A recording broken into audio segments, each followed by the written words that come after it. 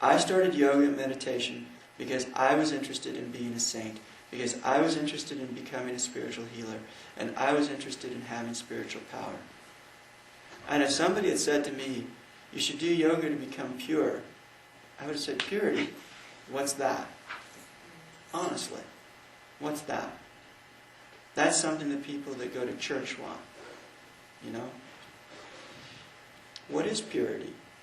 I'll open it up to the class.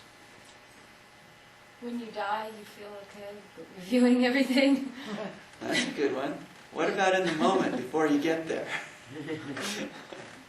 I mean, there certainly is a part of yourself that tells you the consequence of every action, isn't there? And that part of yourself which is giving you the consequence is saying, well, when you die, you really might not want to review this. Go ahead. Innocence. Like, that's a great one. Yeah. I mean, even amidst all the crap that we do, still knowing that, Innocence. in the end, it's all just... There's an interesting thing to say, before we go to yours, because I want to hear yours, but I want to just expand this a little bit more. Can you be too innocent? How do you know the appropriate amount of innocence? There's a knowing in you, isn't there? There's a voice always telling you that fine line. And a large part of developing yourself as a yogi is to develop that subtle sense of awareness. That's the subtle body we're developing there, that subtle sense. Okay, this much is good, that much is bad, this much is too little. Just on the balance.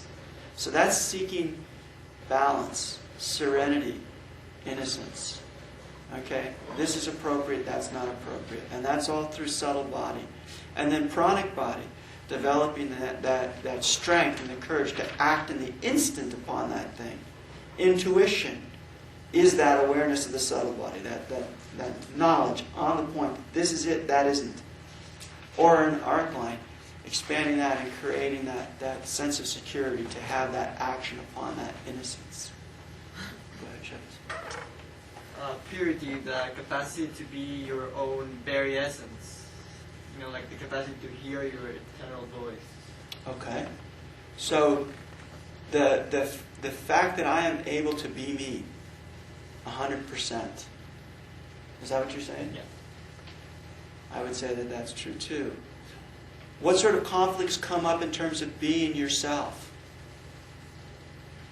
Go ahead. You care what other people think about you too much.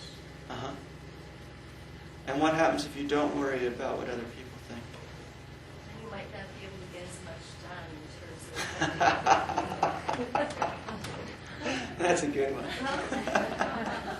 Yeah, I mean, that was one that I ran into being a resident, I mean, you've already got too much work to do. How much time can I spend every day explaining the turban to all the people that I've got to see? Okay. Yeah, well, to answer that question too, I think sometimes there's a conflict between one's highest kind of moral ideal and thoughts and actions. So purity to me is when all those things are in perfect harmony, the heart and mind or actions or... I think that you've really got the answer there. What he's saying here is that all of this that we're doing is so that we have a sense of strength and a sense of harmony, that we can act to that awareness of purity, that sense of right and wrong that's within ourselves, so that we're doing everything that we believe is right, we're not doing everything that we believe is wrong, and we're acting in harmony with our own self, and we have the strength and the power to do it.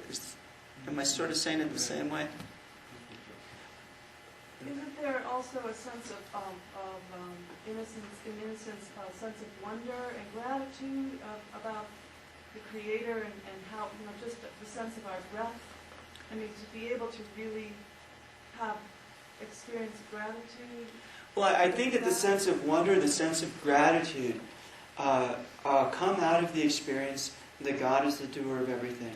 Where you're sitting here having the experience of life rather than creating that life. If you understand what I'm saying. I mean, if you're truly looking and saying, well, a sense of wonder, a sense of gratitude, it's because you're in that point, you're in that state of security and awareness that you're comfortable with life the way it is. And you're not seeking to change it. And otherwise it becomes sort of Swiss cheese, which is, you're okay about this, but I'm not okay about that. And I'm not sure how much wonder you truly have if only these are areas of wonder, but this isn't also that. Go ahead.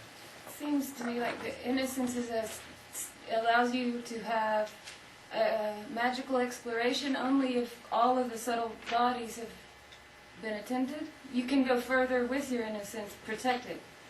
What is the difference between magical exploration and magical thinking? Magical thinking, no good. Magical exploration, good.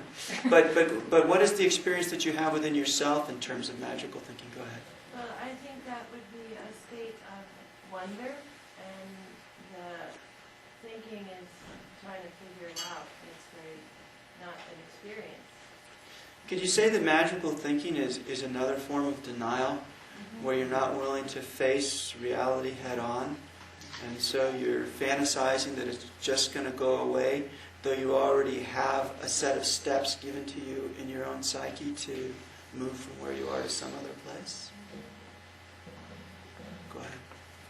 That may be the shadow side of magical thinking, but other aspects is imagination and playfully putting things together and Manifesting.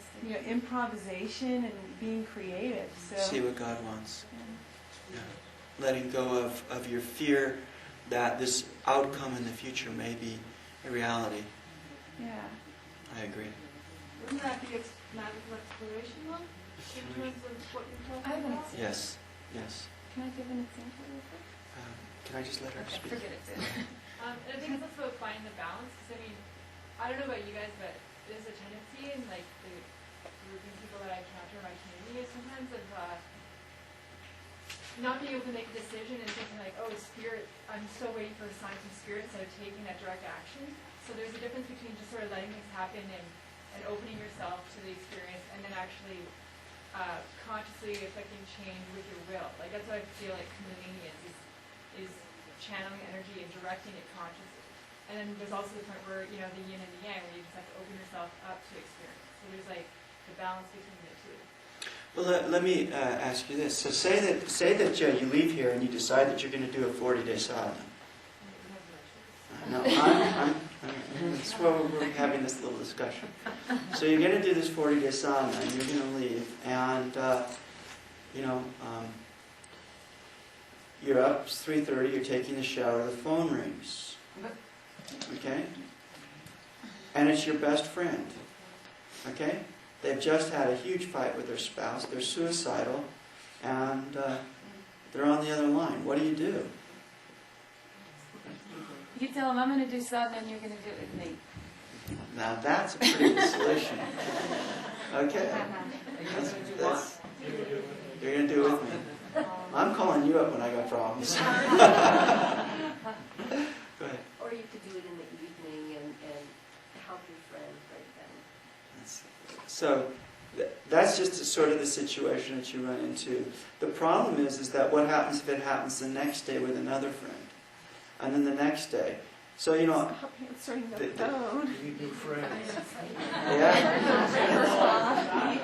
The point I'm trying to make is that there's in myself and in watching myself, if something starts to become a pattern, then I start looking at myself. And you just brought that up. Stop listening to the phone, start answering the phone. You also did, if it starts to become a pattern, then there's something wrong with me. In the instant, you want to be open to the Spirit and to answering the call. But if there starts to be a pattern, then you have to ask, well, am I creating that pattern? And you have to look at that.